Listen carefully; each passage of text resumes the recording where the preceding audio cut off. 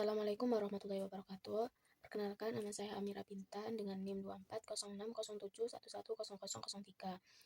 Dan hari ini saya akan membahas presentasi dengan materi jaringan komputer yang diampu oleh Dr. Insinyur Muhammad Amin Haryadi, Magister Teknik, yang dimana mata kuliah ini digunakan untuk ujian tengah semester. Oke. Nah, materi ini itu fondasi dari seluruh komunikasi digital yang kita lakukan sehari-hari. Nah, mulai dari berkirim pesan hingga browsing internet, semuanya itu bergantung pada jaringan komputer.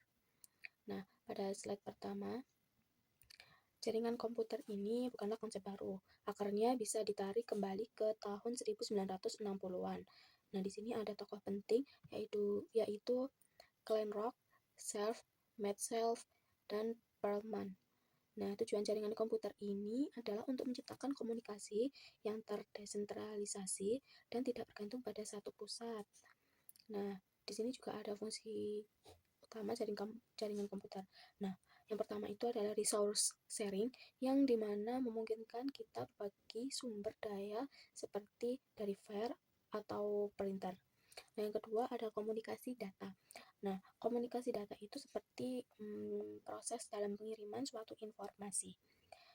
Nah, yang terakhir ada remote access, yang dimana itu memungkinkan kita dalam akses perangkat dari jarak jauh. Gitu. Oke, slide selanjutnya ada konsep dasar komunikasi. Apa sih itu konsep dasar komunikasi? Nah, komunikasi data sendiri itu adalah pertukaran informasi antara dua atau lebih perangkat. Nah, kemudian dalam proses ini ada 5 unsur utama yang harus dipahami. Yang pertama ada pengirim atau transmitter, yang kedua ada penerima atau receiver, yang ketiga ada alat komunikasi seperti kayak LAN card yang ada pada komputer. Kemudian media komunikasi seperti kabel. Dan yang terakhir ada informasi yang akan dikirimkan. Nah, prinsip ini tuh sebenarnya sama dengan media komunikasi manusia. Contohnya seperti mulut menjadi transmitter yang mengirimkan pesan dari udara media ke telinga receiver. Nah, gitu contohnya. Pada komputer, LAN card yang menjadi alat komunikasi dan kabel menjadi medianya. Oke, lanjut pada topologi jaringan. Topologi jaringan itu adalah cara atau bentuk pengaturan hubungan antara komputer dalam sebuah jaringan. Nah, di sini ada topologi yang jenisnya yaitu bus. Ciri-cirinya itu kabel koaksel. Nah, kelebihannya ini sederhana dan kekurangannya adalah kolision. Nah, bus ini menggunakan kabel koaksel dan kelebihannya itu sederhana, tapi rawannya itu collision. Kemudian ada juga topologi ring. Nah, dimana ini menggunakan mekanisme token yang teratur namun lambat dan rentan untuk rusak. Itu lambat dan rentan untuk rusak. Selanjutnya ada star yang dimana menghubungkan hub or switch sebagai pusat. Nah, dimana ini topologi yang paling stabil. Tapi jika hubungannya rusak, seluruh jaringan akan lumpuh ataupun tidak bisa digunakan. Gitu. Yang keempat ada tree atau gabungan. Nah, ini merupakan gabungan dari topologi lain yang bersifat scalable atau mudah diperluas, tapi kompleks gitu. Kekurangannya kompleks ya, terlalu kompleks gitu. Nah, yang terakhir ada mesh, punya jalur langsung antara perangkat. Jadi, setiap perangkat itu punya jalur masing-masing dalam perangkatnya. Nah, untuk kelebihannya itu dia menawarkan redundancy atau cadangan jalur. Setiap jalurnya ada cadangannya, kelebihannya. Tapi dia rawan broadcast karena banyaknya jalur. Gitu. Ada juga slide selanjutnya yaitu dalam protokol jaringan komputer. Apa sih itu protokol jaringan komputer? Nah, protokol jaringan komputer adalah aturan atau standar komunikasi yang memastikan komputer dapat bertukar data dengan benar. Jadi, protokol ini digunakan untuk aturan atau standar komunikasi agar komputer ini bisa input-output data secara benar gitu. Nah, di sini juga ada fungsi utama protokol. Ada yang pertama, mengatur cara komputer dalam mengirim dan menerima data. Biar apa? Mengatur komputer mengirim dan menerima data, biar kita tahu isi data tersebut juga. Menentukan format dan struktur data. Jadi kita mengetahui bahwa format dan struktur data itu gimana gitu. Terus yang ketiga ada menangani kesalahan dari pengirim. Keempat ada menjaga keamanan dan keandalan komunikasi. Tuh. Adapun contoh protokol umum dan lanjutan. Seperti protokol dasar kita itu pakai TCP atau IP untuk fondasi komunikasi internet. Kemudian untuk browsing biasanya pakai HTTP atau HTTPS yang lebih enak gitu. Untuk email bisa pakai SMTP atau POP3 dan IMAP. Kemudian protokol lanjutan seperti DNS itu juga berfungsi nama dominan ke IP address. Ini tapi sangat krusial gitu. Terus ada juga DHCP yang memberikan konfigurasi IP secara otomatis, dan SNMP ini untuk monitoring perangkat jaringan. Lanjut ya, pada protokol lanjutan. Nah, protokol lanjutan ini seperti halnya kayak protokol jaringan komputer gitu. Tapi ini protokol lanjutan ini dari segi definisinya itu adalah jenis protokol yang digunakan untuk menangani fungsi yang lebih spesifik gitu, seperti pengaturan IP otomatis, pengiriman file, komunikasi web, pengelolaan email, dan monitoring perangkat jaringan. Nah, ciri-cirinya di sini ada satu, dia beroperasi di lapisan atas dari model TCP atau IP untuk USI. Biasanya ini di lapisan aplikasi. Nah, kemudian dirancang untuk fungsi tertentu, bukan sekedar pengiriman data mentah. Tuh.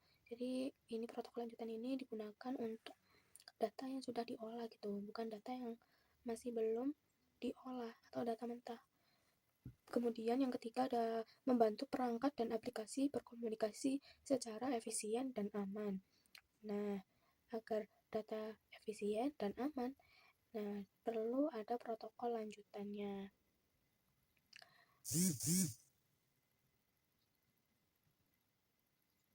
Nah, ini ada contoh protokol lanjutan pada gambar. Protokol DNS ini fungsinya menerjemahkan nama domain ke IP address. Terus ada DHCP yang dimana memberikan konfigurasi IP secara otomatis. Kemudian ada HTTP atau HTTPS yang dimana ini digunakan untuk komunikasi antara browser dan server web. Biasanya ini ada digunakan di Google Chrome gitu, web server gitu. Terus yang keempat ada FTP atau SFTP yang fungsinya digunakan untuk transfer file antara klien dan server gitu. Kemudian ada IMAP atau POP3 atau SMTP, fungsinya yaitu untuk mengelola dan pengiriman email. Kemudian yang terakhir ada SNMP, fungsinya yaitu monitoring dan konfigurasi perangkat jaringan. Digunakan untuk memonitoring biar perangkat jaringan ini bisa digunakan secara baik dan benar. Oke, dan materi lanjutnya yaitu ada USI model dan TCP atau IP layer. Nah, apa sih OSI itu? Nah, OSI ini adalah Open System Interconnection. Adalah kerangka kerja konseptual yang digunakan untuk memahami dan merancang sistem komunikasi ini dalam jaringan komputer. Nah, model-model ini memiliki 7 lapisan, masing-masing dengan fungsi spesifik. Oh ya, sebelum masuk ke model-modelnya, ini tujuan OSI ini digunakan untuk menstandarisasi komunikasi antara perangkat jaringan, kemudian juga memudahkan interoperabilitas antara vendor, dan yang kemudian ada menyederhanakan troubleshooting jaringan agar tidak banyak trouble-nya juga kan. Kemudian yang terakhir ada mengurangi kompleksitas desain jaringan gitu.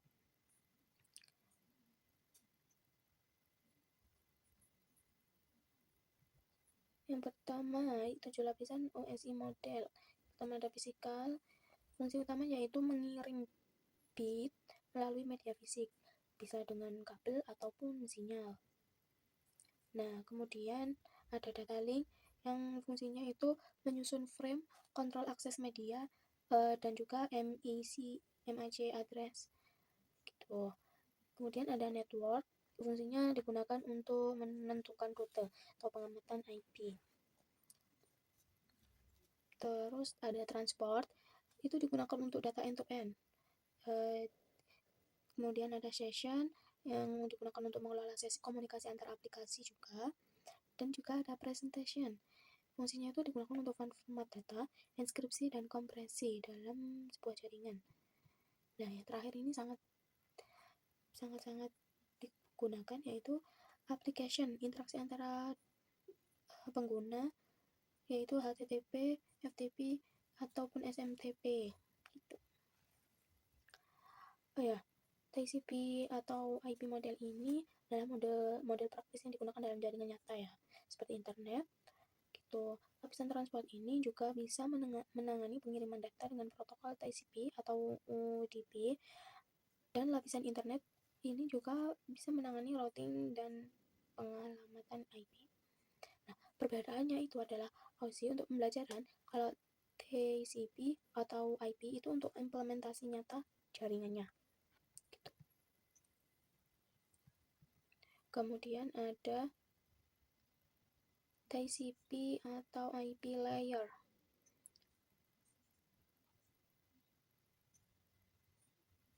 Nah, kalau TCP atau IP layer, nah ini itu model praktis yang digunakan dalam jaringan nyata ya kan, bener kan? Nah, seperti internet. Nah, model ini tuh juga sederhana dan juga ada 4 lapisan. Pertama ada network interface yang fungsinya itu digunakan untuk menghubungkan media fisik seperti WiFi, ya kan, WiFi. Kemudian yang kedua ada internet, fungsinya digunakan untuk pengalamatan atau routing, contohnya IP, ICMP kan. Kemudian yang ketiga ada transport, di mana fungsinya itu untuk mengirim data dari satu ke data yang lain. Yang keempat ada application yang fungsinya itu digunakan untuk layanan untuk pengguna. Misalnya itu kita pakai protokol HTTPS yang dimana itu bisa dibuka di browser.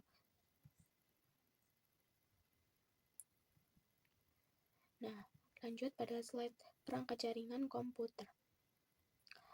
Nah, perangkat jaringan komputer itu tahu nggak perangkat jaringan itu apa? Nah, perangkat jaringan itu adalah alat-alat fisik. Nah, perangkat ini tuh digunakan untuk membangun, menghubungkan, dan mengelola jaringan komputer. Setiap perangkat itu memiliki fungsi spesifik dalam proses komunikasi data antar komputer. Dalam perangkat jaringan itu ada jenis-jenisnya. Contohnya ya, kayak perangkat hub. Nah, fungsinya untuk broadcast data. Kemudian ada switch, itu digunakan untuk kirim data dari MAC tertentu. Kemudian ada router, itu digunakan untuk perangkat penentu jalur. Nah, ini berfungsi untuk menghubungkan antara jaringan yang berbeda dan jaringan yang menentukan arah data. Dan ada modern, yang fungsinya digunakan untuk konversi digital ke analog. Dan kemudian ada juga firewall, access point. Access point ini digunakan untuk hubungan antara dengan perangkat wireless, bisa indoor atau outdoor. Kemudian yang terakhir juga ada firewall, dan ini fungsinya itu sangat berguna banget, yaitu untuk kontrol lalu lintas data. Bisa digunakan untuk itu ya, kayak ngeblok atau izinkan paket gitu. Oke, masuk pada jaringan berdasarkan ukuran. Nah, jaringan itu kan banyak. Nah, jaringan komputer ini bisa diklasifikasikan berdasarkan cakupan geografis dan jumlah perangkat yang terhubung. Nah, ada 4 jenis utama. Pertama adalah PAN, LAN, MAN, WAN. PAN itu cakupannya untuk pribadi ya, kurang lebih kalau 10 meteran. Biasanya itu digunakan pada Bluetooth. Kemudian kalau LAN itu digunakan di gedung atau kampus menggunakan kabel atau nirkabel gitu. Kayak WiFi gitu bisa. Kalau MAN atau Metropolitan Area Network itu digunakan mencakup satu kota. Jadi agak besar cakupannya. Teknologinya bisa menggunakan Metro Ethernet. Nah, yang terakhir ada WAN atau Wide Area Network, yang dimana mencakup antar negara. Ini lebih spesifik, besar, sering menggunakan jaringan privat. Jadi di sini ada 4 jaringan, yaitu PAN, LAN, MAN, WAN. PAN yaitu Personal Area Network, LAN yaitu Local Area Network, MAN Metropolitan Area Network, dan WAN Wide Area Network. Gitu. Oke. Setelah itu kan pastinya ada media transmisi jaringan. Nah, media transmisi jaringan itu kayak saluran fisik atau nirkabel yang digunakan untuk mengirimkan data antar perangkat dalam jaringan komputer. Nah, media ini berada di OSI layer 1 atau physical layer yang bertanggung jawab atas perubahan data menjadi sinyal. Klasifikasi media transmisi itu seperti pakai guide atau unguided. Kalau pakai guide contohnya coaxial. Nah, karakteristiknya nih ya pakai kabel tembaga dengan pelindung gitu. Kemudian ada twister pair pakai UTP atau STP. Nah, kabel ini berpilih untuk mengurangi interferensi. Kemudian juga bisa menggunakan fiber optik. Itu digunakan untuk menggunakan cahaya yang sangat cepat. Tapi di situ tuh banyak ada kelebihan dan kekurangannya juga. Kalau pakai unguided atau yang tidak terarah itu kayak WiFi. WiFi itu karakteristiknya gelombang radio 2.4 atau 5 GHz. Terus ada infrared, koneksi langsung antar perangkat. Nah, emang kelebihannya tuh aman dan hemat energi, tapi kekurangannya tuh harus live on site, tapi lambat, kurang gitu. Terus ada microwave. Nah, di situ ada komunikasi point to point. Bandwidth-nya tinggi, jaraknya menengah, tapi butuh antena khusus. Cuaca juga memengaruhi. Nah, apalagi ini satelit. Satelit ini biasanya ditaruh di luar angkasa. Emang jangkauannya luas, cocok daerah terpencil, tapi dia mahal. Kemudian ada LiVi, komunikasi via cahaya atau LED. Sekarang juga ada, sangat cepat dan aman dari gangguan radio, benar. Tapi butuh cahaya langsung dan juga masih belum umum di kalangan masyarakat sekarang ini. Mungkin ya kalau maksudnya ini belum umum ini di kalangan yang kurang membutuhkan lebih tepatnya. Nah, dengan itu kita pada slide yang terakhir ini ada praktikum terminasi kabel UTP atau cara menuangkan jaringan komputer. Contohnya yaitu dengan terminasi kabel UTP. Nah, terminasi kabel UTP itu adalah proses menyambungkan kabel UTP ke konektor agar dapat digunakan dalam jaringan komputer. Nah, ini adalah salah satu implementasi dari jaringan komputer. Nah, kabel UTP atau Unsighted Twisted Pair terdiri dari 8 inti kabel yang dipilih berpasangan untuk mengurangi gangguan elektromagnetik. Nah, tujuannya ini digunakan untuk membuat kabelan yang siap digunakan untuk menghubungkan perangkat seperti komputer, switch, atau router dalam jaringan lokal. Nah, ini contoh langkah-langkahnya. Yang pertama kita itu potong dan kupas kabel UTP-nya sekitar 2 atau 3 cm. Nah, kemudian menyusun warna sesuai ini T568B. Nah, yang pertama ada white orange, white green, white blue, green, white brown, and brown. Yang kemudian masukkan ke konektor RJ setelah disusun, kemudian setelah disusun sesuai warna, kemudian dipotong, kemudian dimasukkan ke konektor. Nah, kemudian di crimping dengan tank agar kabelnya itu masuk pada konektor dan menjalankan aliran listrik dengan benar. Kemudian tes koneksi. Nah, jika menyala berarti itu bisa alirannya. Oke, kita masuk pada kesimpulan. Nah, kesimpulannya itu Jaringan komputer ini memungkinkan komunikasi data antar perangkat melalui media kabel dan nirkabel. Komunikasi ini diatur oleh topologi jaringan dan protokol seperti TCP atau IP, DNS, dan HTTP. Perangkat seperti switch, router, dan access point ini mendukung konektivitas dan keamanan. Nah, jaringan ini diklasifikasikan berdasarkan cakupan PAN, LAN, MAN, WAN. Nah, media transmisi meliputi UTP, fiber optik, WiFi, dan LiFi. Nah, salah satunya bentuk implementasi ini adalah praktikum terminasi kabel UTP yang mengajarkan bahwa cara menyusun dan menghubungkan kabelan secara manual untuk membentuk sebuah koneksi jaringan yang stabil. Nah, ini jaringan komputer itu seperti fondasi komunikasi digital. Kemudian kalau protokol dan topologinya ini seperti aturan dan bentuk untuk komunikasi datanya. Kemudian ada perangkat dan media ini seperti alat dan jalur komunikasi.